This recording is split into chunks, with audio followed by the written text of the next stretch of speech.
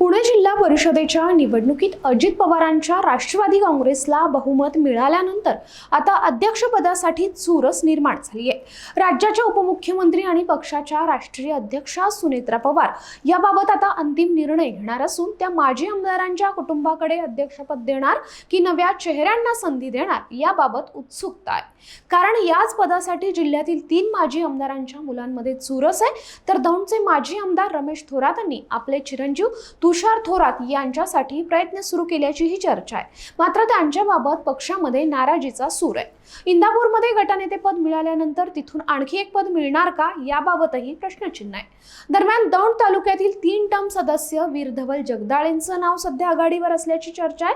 त्याचबरोबर बारामतीचे करण कलाटे, मुळशीतील ज्येष्ठ सदस्य शांताराम इंगवले यांच्याही नावाची चर्चा आहे। त्यामुळे नेमकं काय घडतंय, काय काय राजकारण होतंय, सुनेत्रा पवार आता कुणावर विश्वास दाखवणार आहेत, हे सगळं समजून घेण्यासाठी हा व्हिडिओ शेवटपर्यंत नक्की बघा। आणि अजूनही तुम्ही आमचं चॅनल सबस्क्राइब केलं नसेल तर ते नक्की करा। नमस्कार, मी भाग्यश्री आणि आपण पाहताय बखर लाईव्ह।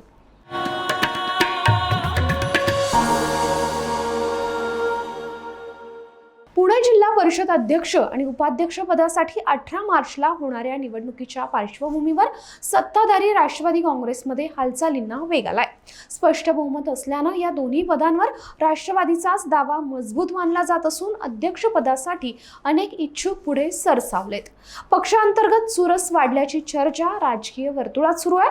पुणे जिल्हा परिषदेच्या 73 सदस्यांच्या सभागृहात राष्ट्रवादी काँग्रेसचे 51 सदस्य असल्यानं पक्षाला स्पष्ट बहुमत आहे।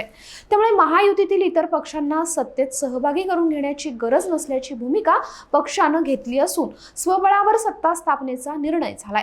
परिणामी अध्यक्ष आणि उपाध्यक्ष पदासाठी राष्ट्रवादीतील इच्छुकांची चुरस वाढली आहे।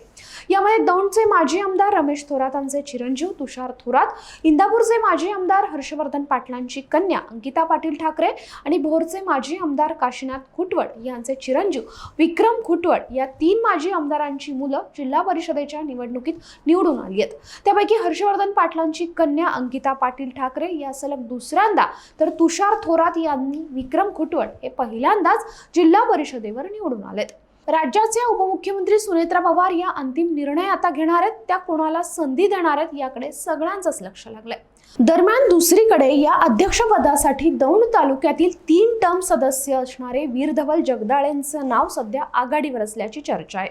त्याचबरोबर बारामतीचे करण कलाटे, मुळशीतील ज्येष्ठ सदस्य शांताराम इंगवले, भोर तालुक्यातील विक्रम खुटवट तसंच आंबेगावचे माजी उपाध्यक्ष आणि दिलीप वळसे पाटील यांचे पुतणे विवेक वळसे पाटील यांच्या नावाचाही उल्लेख आहे। दरम्यान दौंडचे माजी आमदार रमेश थोरात यांनी आपले चिरंजीव तुषार थोरात यांच्यासाठी प्रयत्न सुरू केल्याची चर्चा आहे। विधानसभा निवडणुकीदरम्यान त्यांनी अजित पवार गटाचा राजीनामा देत शरद पवार गटात प्रवेश केला होता।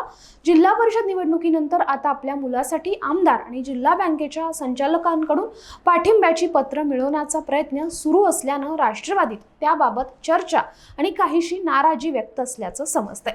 इंदापूरमध्ये गटनेतेपद मिळाल्यानंतर तिथून आणखी पद मिळणार का याबाबत प्रश्नचिन्ह आहे।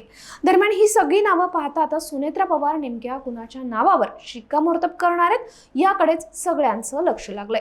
तुम्हाला काय वाटतं, पुणे झेडपीच्या अध्यक्षपदाची माळ नेमकं कुणाच्या गळ्यात पडणार आहे ते कमेंट करून नक्की सांगा। आणि हा व्हिडिओ आवडला असेल तर लाईक, शेअर आणि सबस्क्राईब नक्की करा। धन्यवाद।